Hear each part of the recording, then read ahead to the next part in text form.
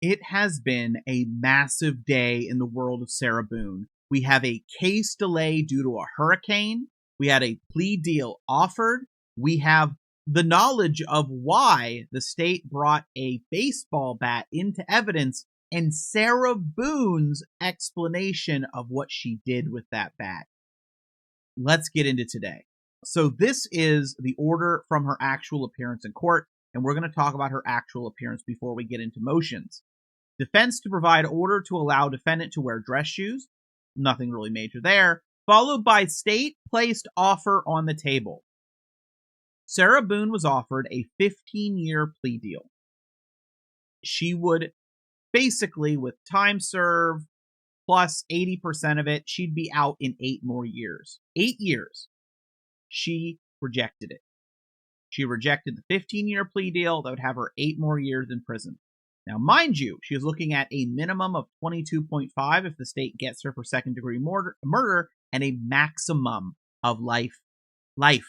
She rejected it, and her lawyer wanted to double-check. Yeah, I'm getting the feeling her lawyer is telling her take the deal, and she's not doing it. She is Sarah Boone, after all.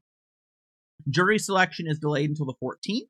Court is closed until the 11th due to the hurricane. They are waiting for the jury till the 14th. I think that makes perfect sense. You don't want to have Hurricane Milton anywhere nearby when Sarah Boone is spewing out all that hot air, because if you do, it could intensify the storm. Now, with that being said, we got to talk about the state's response to defendant's motion in limine. So the defense, if you haven't watched my last video, highly recommend it. They had a video where they're trying to cut out parts of her video, parts of the interrogation. They're trying to cut out that she neighbors wouldn't let her use the toilet, and she suggested one of her neighbors was here illegally. They wanted to cut that out. They also wanted to cut out parts of her interrogation where the police basically pressed her. This is the state's response.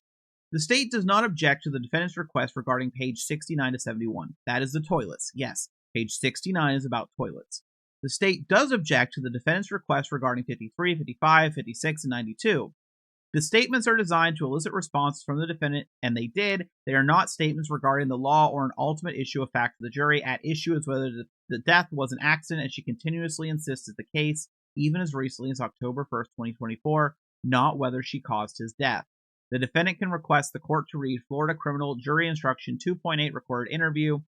So basically, you are about to watch a recorded interview that contains opinions and statements by Detectives Copsell and Lowen to Sarah Boone. These opinions and statements are pertinent only to explain the reactions and responses they elicit. You are not to consider these opinions and statements by the police officer as true, but only to establish the context of Sarah Boone's reaction and responses. So they did a little bit of the defense's work for them there.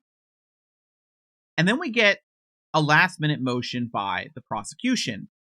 And this is very enlightening, to say the least. State's motion in limine to exclude battered spouse syndrome evidence or exclude mention of battered spouse syndrome evidence is spelled wrong, until the defendant testifies to a justifiable use of deadly force. Now, this one is a little long, and I thought about trying to cut through it, but I think hearing it all is important considering they are going to use Sarah Boone's own words, her own people, against her.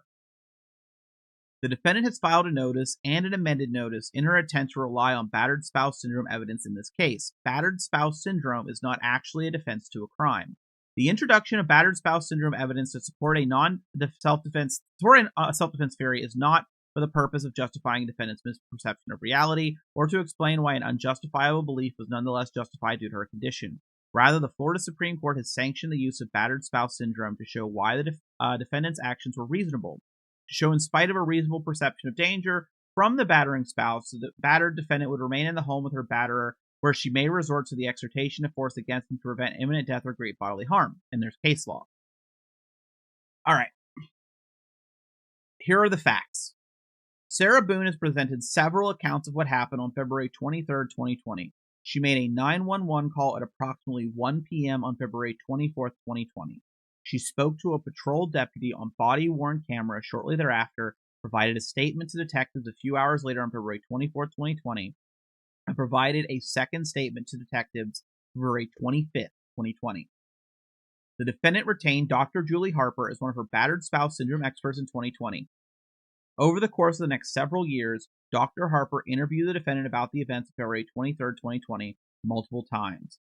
Exhibit A at the hearing on this motion will be Dr. Harper's deposition, which was taken on October 1st, 2024. The state would direct the courts to pages 35, 37 through 39, 41 to 41, 44, 47 to 50, 52, 54 to 56, 66 to 67, 80 and 81, and 95. Dr. Harper's deposition for the defendant's statements about February 23rd, 2020. The state retained Dr. Tanya Werber as its battered spouse syndrome expert. Dr. Werner evaluated the defendant on October 2nd, 2024, and Dr. Werner was deposed on October 4th, 2024. Exhibit B at the hearing on this motion will be Dr. Werner's deposition. The state would direct the court to pages 75 to 79 of Dr. Werner's deposition for the defendant's statements about February 23rd, 2020. So they are using evidence from both of them, from both sides. The state is not asking the court to make any credibility determinations about the defendant's statements to the doctors. That would be for the jury to do, and the full context of a cross-examination with the defendant's statements to law enforcement. But the state is asserting that as a matter of law, what the defendant told the doctors does not entitle her to a self-defense instruction, nor does it entitle her to introduce evidence of prior instances of violence, reputation evidence of decedent's violence, or battered spouse syndrome evidence to help the jury understand why what she did was objectively reasonable. They are literally saying she should not be allowed to bring in any of the history of violence. That's what the state's going for here. Why are they doing that? The defendant told the doctors that because of past violence between her and the decedent, she had a generalized fear every day that the decedent would cause her serious bodily harm or kill her. However, on this particular day, the decedent did not take an overt act, even in the slightest, that made her believe he would cause her serious bodily harm or death. According to the defendant, when she and the decedent woke up, the decedent wanted to drink alcohol. She did not. So in order to distract the decedent, she suggested they instead clean the decedent's townhome, which they did. At the conclusion of the cleaning, the decedent still wished to consume alcohol, so the two of them began consuming alcohol. The defendant did not want to consume alcohol, but she did so to placate the decedent. The alcohol they consumed was a Chardonnay bottled by Woodbridge. I don't know why the alcohol is relevant, but it's there. It's just, a fact of the case. In order to prevent the decedent from becoming sad or upset, she kept him diverted by smoking cigarettes with him, drinking, enjoying each other's company, perhaps using the dartboard on her porch and doing arts and crafts and puzzles. Although it apparently would upset the decedent, the defendant suggested he call his daughter, who did not like talking to him when he was drinking, or that he call his brother to tell his brother that the decedent had dragged the defendant down the stairs the night before. So at this point, it sounds like Sarah Boone is kind of provoking him. This is from her testimony. Having done these playful activities for numerous hours, they came to a point where the defendant and decedent were sitting on her couch in the downstairs living room, and the decedent tagged her and said, "You're it." From past games of hide and seek, the defendant understood this to mean that he wanted to play hide and seek. She begrudgingly engaged in this game, as with everything else, to placate the decedent. She ran up to the shower. After becoming cold, and perhaps misunderstanding about the rules of hide and seek, she left the shower upstairs and returned downstairs to find the decedent placing himself in the suitcase to hide. At the time of his death, the decedent was only 103 pounds and had a blood alcohol level of 0.138. So they are kind of mentioning that you're it, you're supposed to be looking, not hiding. The defendant saw him doing this and decided to zip him in the suitcase shut while the decedent was inside. So he was in the suitcase, he was not zipped, Sarah zipped him. They were both laughing, and there was still no animus between them on this day. The defendant states she did not zip it completely shut. The decedent was able to poke a couple of fingers through the gap left by the zipper. And this was the turn. And then, the decedent said he could not breathe. The decedent obviously got mad about not being able to breathe, as you would. The decedent getting mad at the defendant made the defendant get mad. So she got mad, he got mad because he couldn't breathe. This reminded her of the past violence the decedent committed against her, causing her to be unable to breathe at those times. This made her angry. The defendant shook the suitcase. She lost control and the suitcase flipped. She hit the decedent's fingertips with the wooden baseball bat that was in the room. Sarah Boone beat him with a baseball bat in the fingers, the only part of his body that could have possibly saved his life.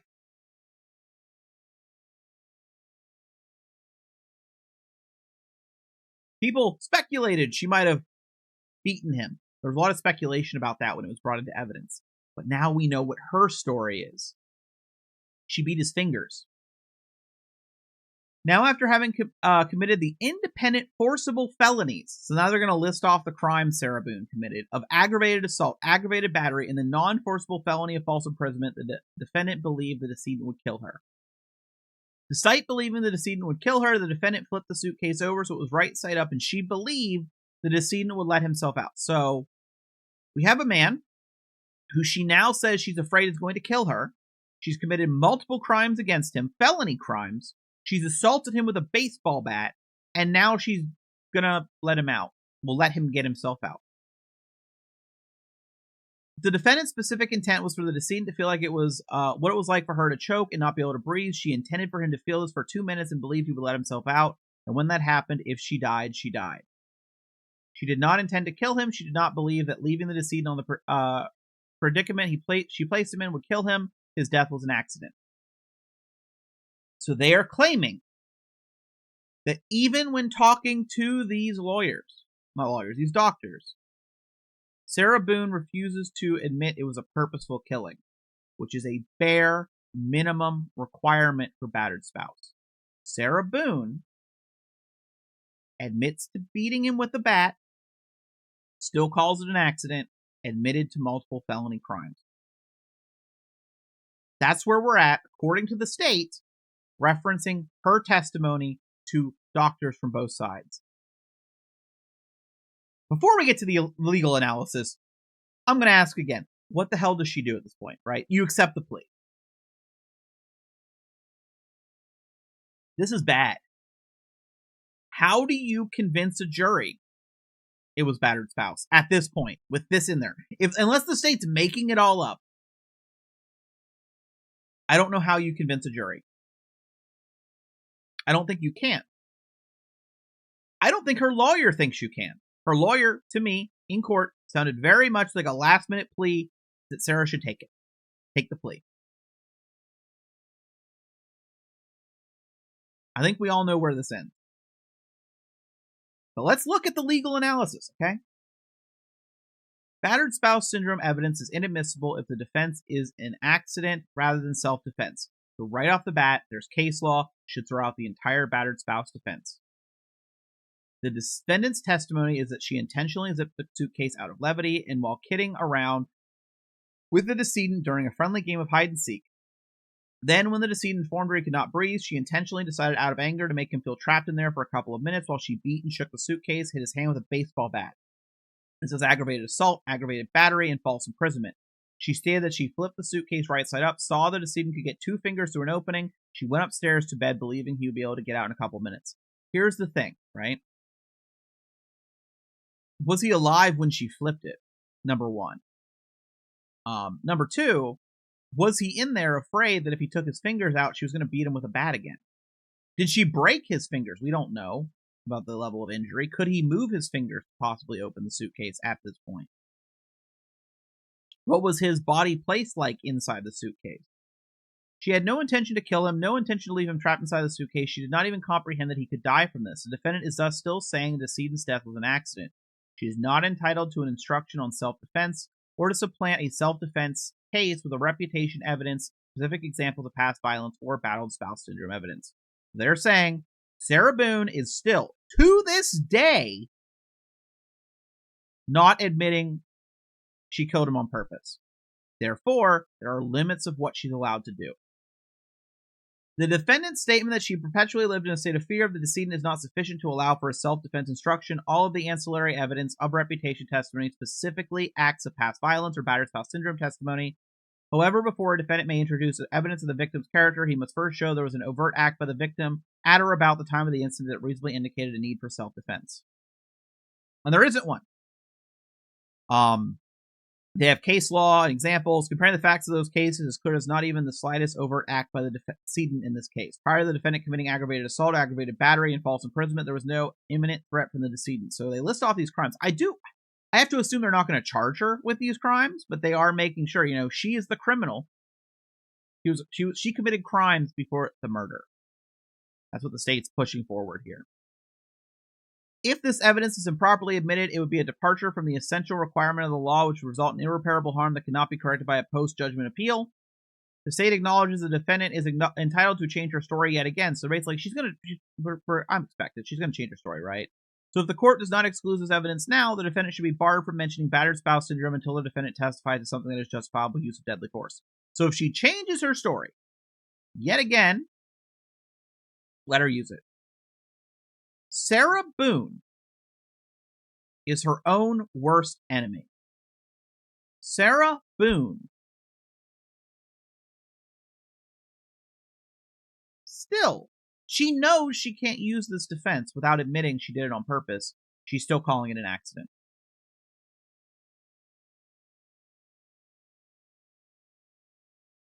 If you're on the jury, you've not seen her videos, you've not seen, you've not seen any of the videos before, you've not seen any of her letters, you have no idea about this case. Battered spouse. She commits multiple crimes to a man she zipped into a suitcase and beat with a baseball bat. She then believed he could get out and possibly kill her, but she didn't care and she went to bed.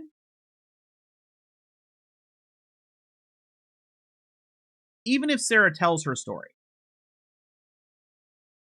she tells her story herself.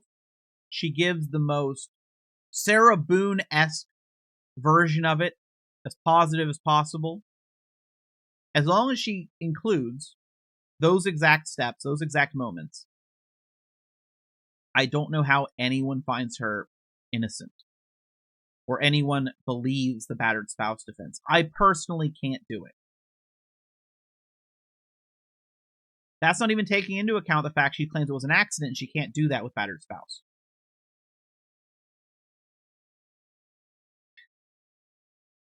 Last minute motions are getting spicy. Now, I saw some people say they didn't think the state would offer her a plea at this point. I did. I mean, it saves the state money. It ends it, Do they offer her another one? After they've already done the previous one in open court? Now I would say that's up in the air. And if they do offer it,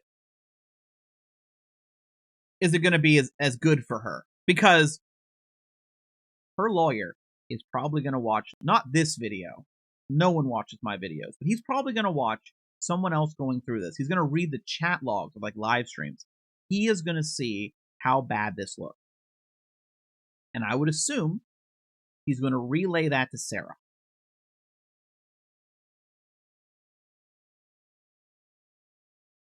But I don't think she'll take a plea. I can't imagine it. I would, if I were to bet money, 2 scenarios happening. Sarah Boone firing her current law team, or at least trying to, or taking the plea. I would say it's more likely she fires her current law team. I don't know how you get through to Sarah Boone.